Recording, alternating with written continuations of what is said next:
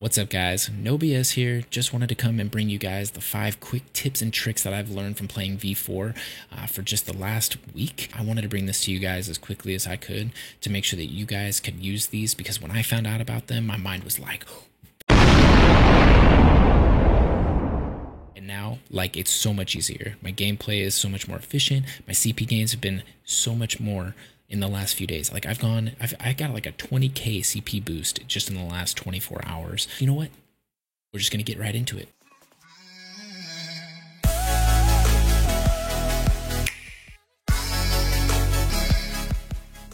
First one I want to go over is elimination side quests. Anytime you go into an area where you have to kill a bunch of mobs, there's going to be a side quest that pulls up. You get soul shards as well as imprint stones to level up your demon stones. I highly recommend clicking on this and paying attention to when it pops up and clicking it, because you're going to be killing mobs regardless through the auto questing. That you don't want to miss that. And if you do miss that, it's just something that you're already doing, so you're just losing out on another mission you could be getting additional kills for. So I want to bring that up because it's super important that you do that. You could be missing out on a bunch of imprint stones and soul shards, which can help you level up your gems and your CP ultimately.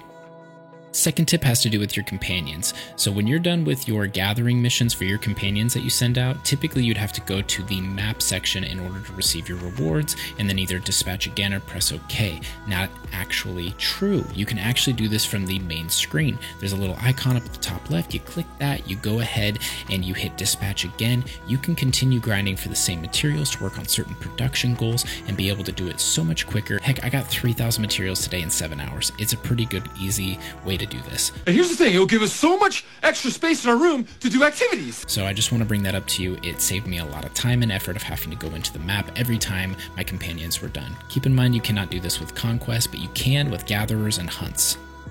Now the third tip I have for you guys is actually when you die and you get that negative 90% experience hit, you can actually go to whatever camp you're in. You can go see Gandalf the Grey or Dumbledore, depending on whatever your preference is, and you can go ahead and get a free recovery 5 times per day, and it resets daily. This is extremely nice. When I found out about this, I was like, what?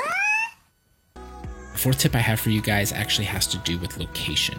The game allows you to save 50 custom locations on wherever you are and name them however you desire, and you can actually teleport to them given certain types of scrolls that you can obtain in the game. This is good for region bosses, world bosses, and being able to do boss rotations with a group. Only thing I'll say is that if you are in Selûnus, you cannot transport yourself to somewhere in Lunatra. You actually have to go through the warp gate to get to Lunatra before you can warp there, but you can still save it there so that when you get through the warp gate, which you can still teleport to the warp gate and then find the server you're looking for and then teleport to it. But I want to make sure you guys are aware of that if that is confusing.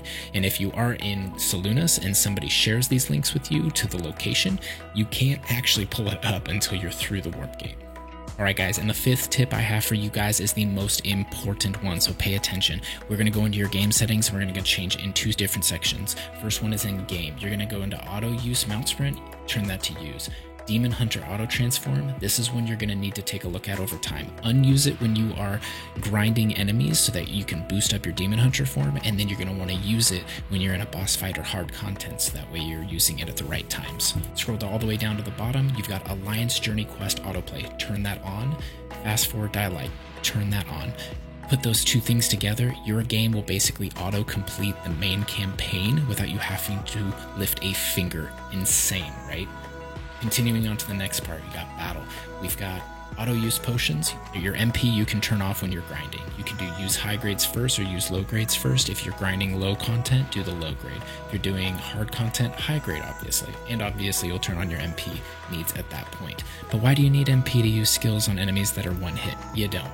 Continuing forward, go all the way down to tab target select. Character section, you're going to select miscellaneous. What this will allow you to do is when you're going through and you end up getting attacked in PvP in the main game when you're just grinding, right? Somebody comes up next to you and just starts attacking you. Guess what? You hit tab, you start attacking, you're good to go.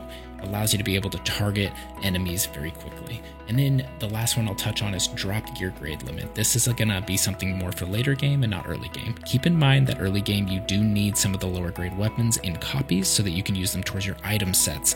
If you don't know what item sets is, check out my other video because that explains it a lot better than this one. And that's it guys, that's the 5 tips that I had for you guys to maximize your gains as you progress through Nexon's V4. I appreciate you guys making it this far. Please go ahead and like below if you got something out of this and subscribe for future content like this, and I will see you in the next one.